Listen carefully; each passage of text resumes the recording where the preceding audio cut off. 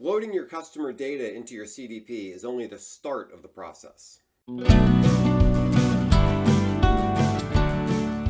Hi everybody, my name is Greg Crable and this is my podcast, Something I Learned Yesterday, where I take one issue from the world of publishing or business and technology and try to explain it in 3 or 4 minutes. I've found that one of the issues that confuses people about CDPs, that is customer data platforms, is how you link your customer data to your web behavior, to the customer's web behavior.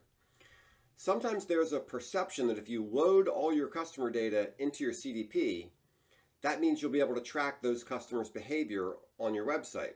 Well, not quite, at least not automatically. Think of it this way. Let's say I get an email from Bob about something I've written. Bob and I chat by email, and we talk on the phone a few times, and after a month, Bob and I know each other pretty well. Then it turns out that Bob and I will both be attending a conference in New York. I go to the conference and I see lots of people. I can see which sessions they attend, who they talk to, and so on, but I don't know who they are. One of them is Bob, but I don't know what he looks like. All that knowledge I have about Bob from our emails and our telephone conversations is analogous to my offline customer data that I uploaded into the CDP. When I look around at the faces at the conference, that's analogous to what the website knows, what the CDP working on the website knows about the visitors. Now let's apply that to your customer data and your CDP. If I upload customer information into a CDP, that will create a record in the CDP. Let's call it record number 1. That'll include that customer information. That might be things from my store or fulfillment system or other information I have about the customer.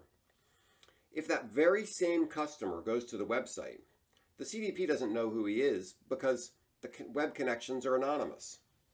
The CDP will create a new record for that anonymous visitor. Let's call that record 2. That customer can come to the site every day for a month. Might be my best customer on the website. And the CDP will dutifully record all that activity in record 2.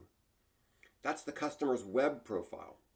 But all the other customer information from my store and from my fulfillment system, that's been uploaded to record number 1. This is the tricky part that some people don't catch right away. All that information is truly in the CDP. Yes, it's in the CDP, but it's not tied together, so it's not all useful. It's in 2 or sometimes even more separate records. So the question is, how do you tie them together? We have to find some data point that's common to record 1, that's our offline customer data, and record 2, which is the web profile. Typically that would be an email address or a phone number, but you could use any data that uniquely identifies the customer. It could be a postal address or a customer ID. Now, let's assume the customer data you uploaded to the CDP has an email address. To merge records 1 and 2, we need to associate an email address with record 2, the web profile. Now, here are some common ways to do that. Number 1, when you send out emails to your audience, you can include data in the link that will identify the recipient, a recipient ID from your email service provider. When the recipient clicks on that link, that'll carry that ID to the website. That'll make that data available to the CDP, which now allows you to identify that customer and merge those records.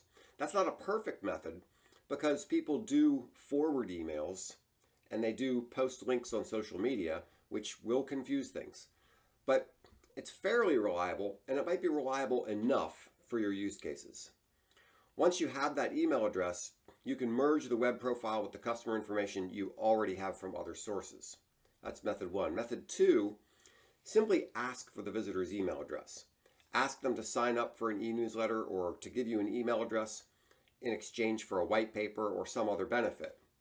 That allows you to match the web profile with the backend data. Or number 3, require people to register to access certain parts of your site, and in the registration process, collect an email address. As I mentioned, you can do similar things with phone numbers instead of email addresses. The point is that you need to enrich the visitor's web profile to have some piece of data that allows you to merge the web profile with the data you've collected from other sources. Once you've resolved the visitor's identity and know which industry is in and other sorts of things, you can use that information to do all sorts of cool things on your website. You can customize the web experience for that customer with all your customer information, the web information and stuff you have from offline. So I hope that was helpful. If you have any questions, if you're not quite sure how this works, give me a call. You'll see my contact information on the next slide. And if there's some way I can help you with your business, if you're curious about customer data platforms or you have some other tech need that I could help you with, please give me a call. Thanks so much.